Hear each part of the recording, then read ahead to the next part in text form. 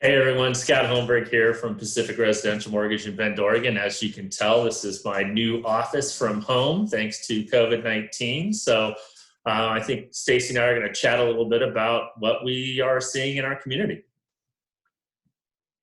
Yeah, so we were just going to start with some basic introductions. We thought we'd start doing this a little bit. We've been getting a lot of questions from people. I'm Stacey Sebastian with eXp Realty, and I'm sure you've heard a lot of real estate agents and professionals in our industry are questioning what we should be doing, and a lot of people are asking us what's happening in our local industry. Stacey Sebastian with eXp Realty. We have Scott Holmberg over here with Pacific Residential Mortgage.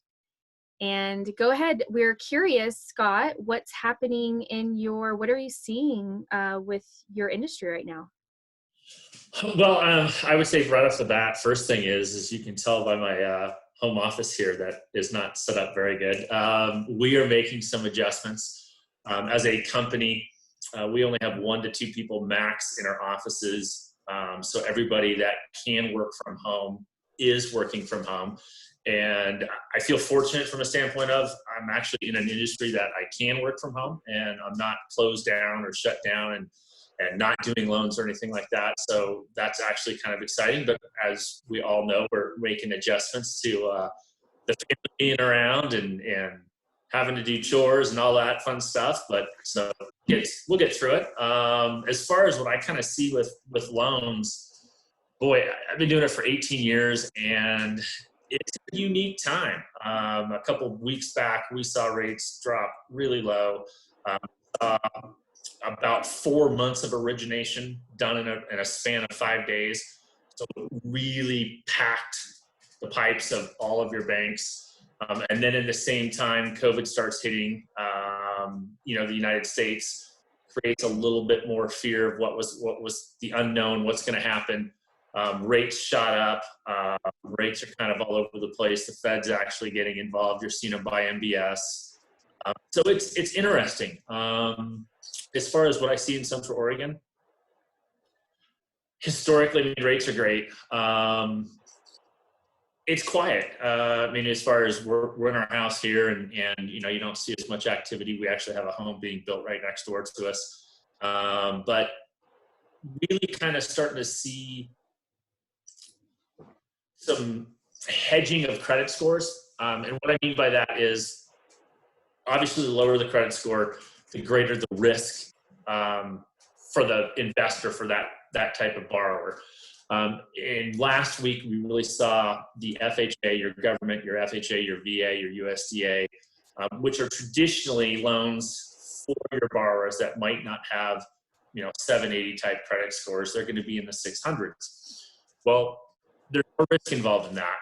And with the market right now, they're risk because there's a lot of unknown. People getting laid off. Are they going to be working? How long are we going to be involved in this? And so really saw a shift in the market that I hadn't seen in 18 years, and how quickly it happened was all of a sudden lenders, investors, and including the government, Ginnie, who mostly buys your FHA loans, they really pushed back and suddenly said, "Hey, we're gonna have a freeze until we figure out what's going on." And that freeze was by credit score. And so we saw all of a sudden 680 credit score being a minimum for FHA and USDA loans. And so that kind of threw the market into a little bit of a flux on Thursday. I'm happy to announce, at least our company has resources where we can at least get down to a 640 credit score. I know Rich and Dave are diligently trying to find that 620 type credit score so we can at least get down to there.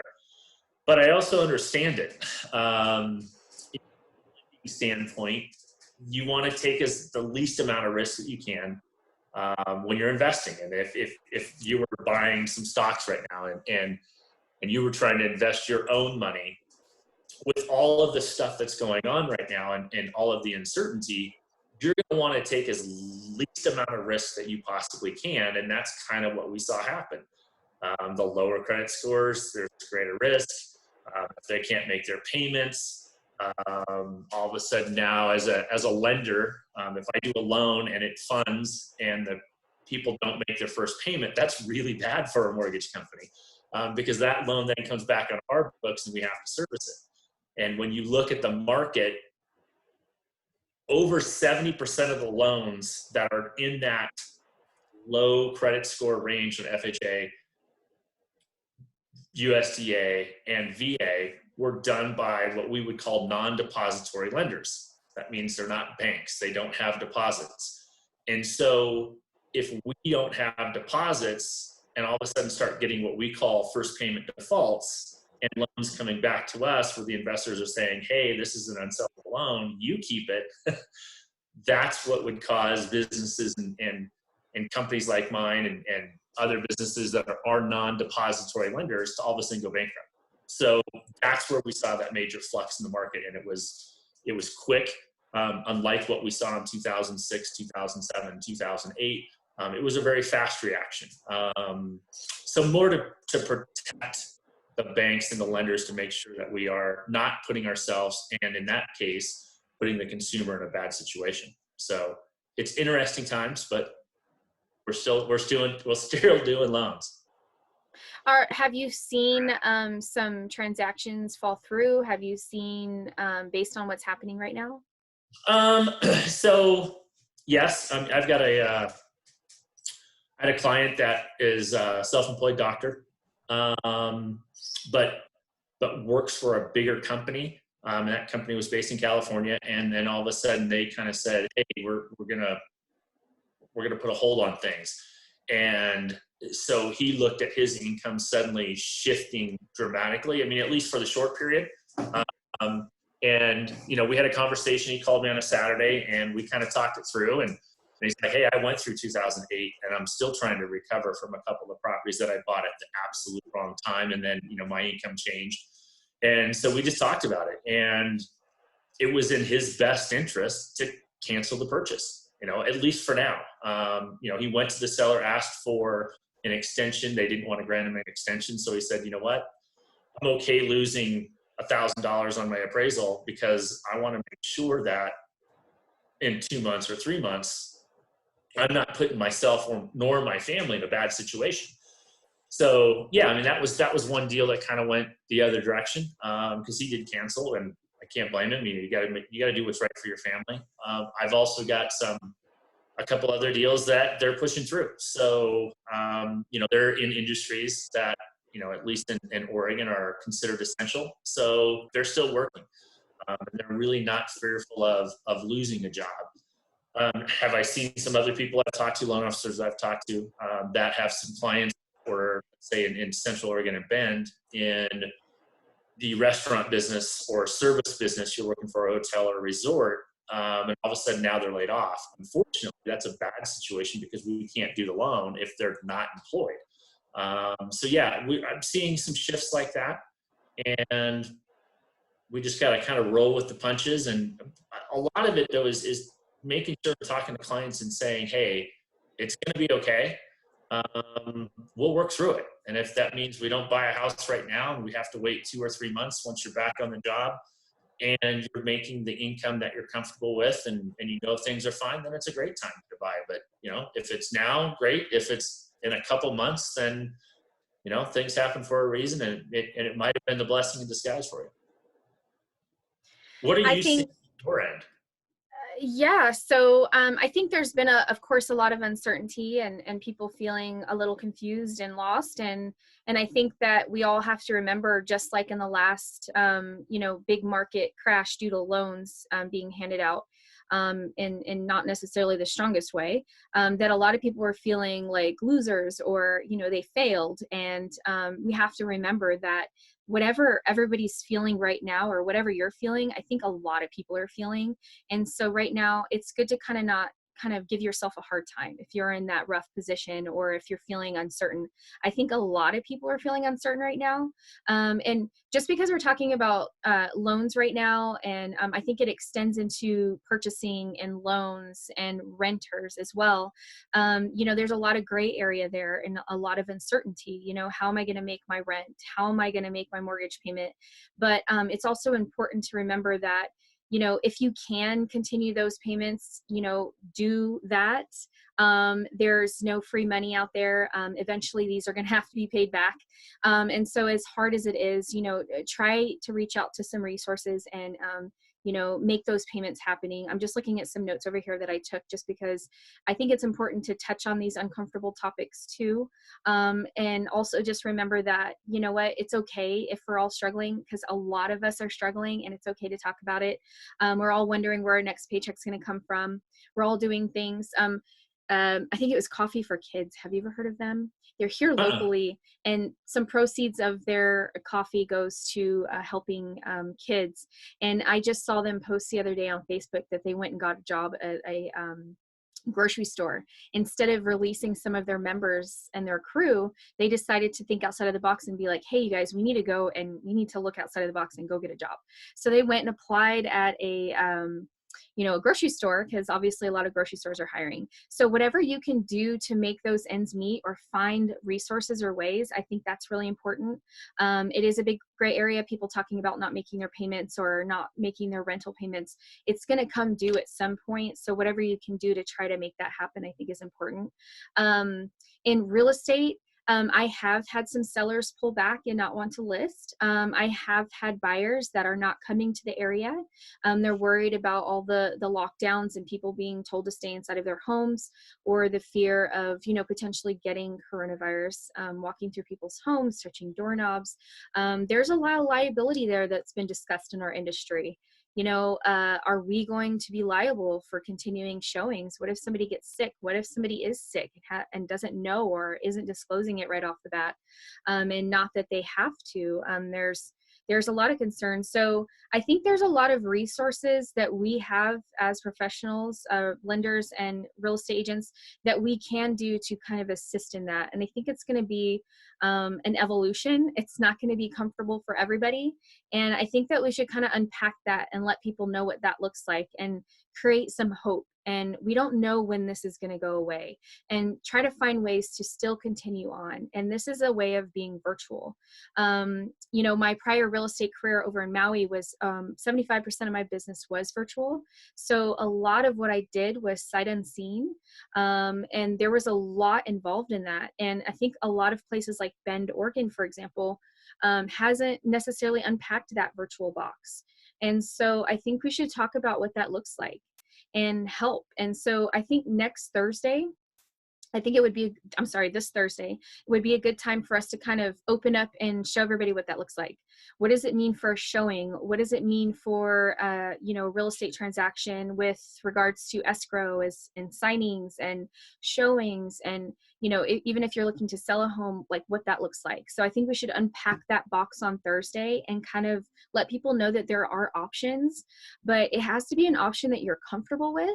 And not everybody is going to be okay with that, and that's okay. So you just have to decide if you're willing to go there and be a part of what's happening right now, which has to do with a lot of virtual. And you don't always get to be in that place that you need to be to move forward with a sale or a purchase. So I think we should talk about that.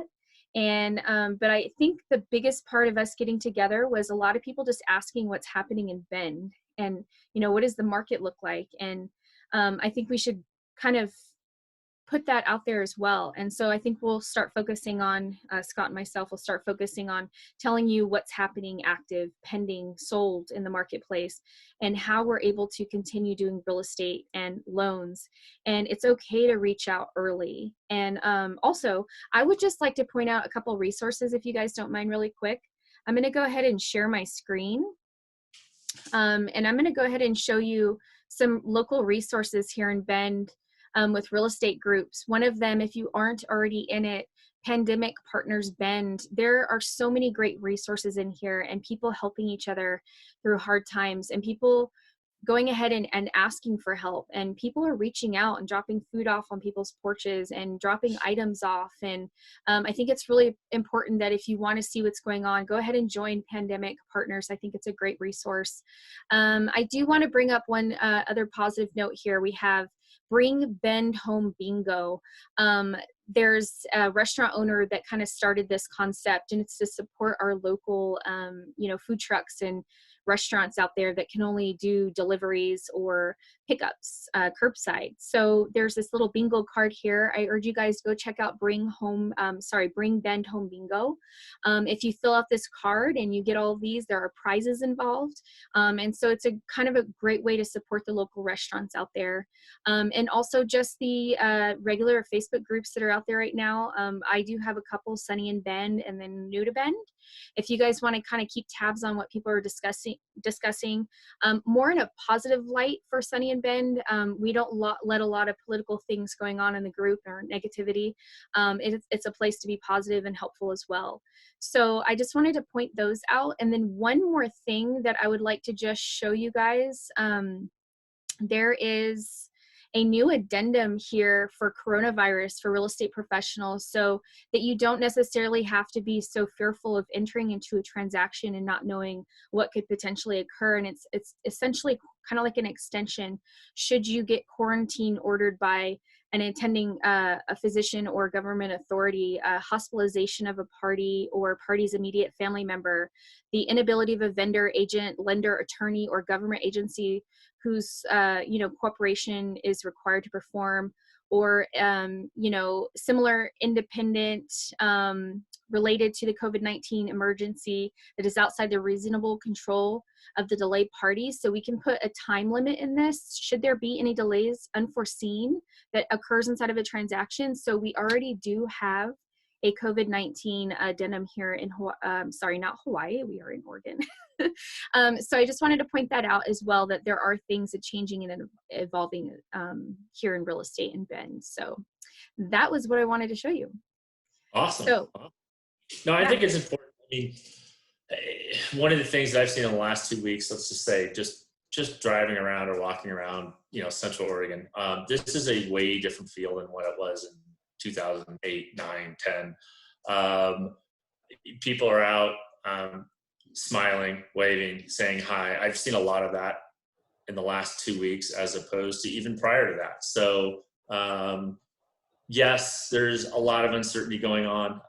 I think we all have a little bit of fear, but I would rather kind of take a look at the bright side and look at the potential opportunities that could be coming from this. I was briefly chatting with my coach this morning, and with Central Oregon being a mecca of places, let's say, to be able to work from your house, that could be a great opportunity for our own little town, because we already kind of are ahead of the game from that standpoint.